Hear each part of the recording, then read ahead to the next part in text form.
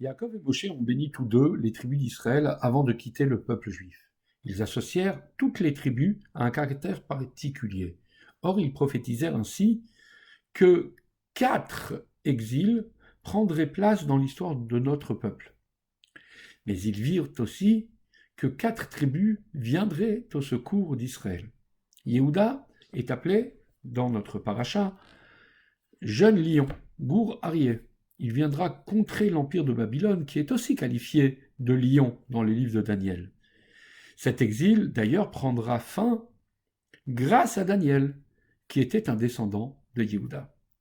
Binyamin est appelé dans notre paracha loup ravisseur.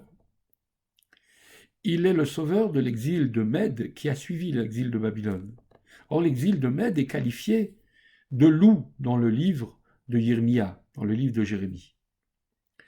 Et c'est bien Mordechai, qui était descendant de Binyamin, le loup ravisseur, qui sera le guide d'Israël à cette période. Puis, Moshe bénit Lévi pour les batailles qu'il entreprendra dans l'avenir.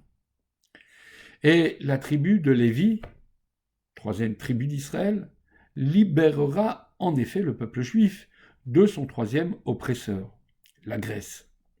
Les héros de la fête de Hanouka, les fameux Maccabis, que nous venons de célébrer, sont en fait des soldats de la famille des Asmonéens qui étaient issus de la tribu de Lévi.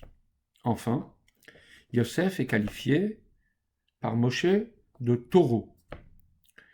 Il nous sauvera du royaume de Édom, qui, dans le livre de Daniel, est décrit comme un animal à cornes.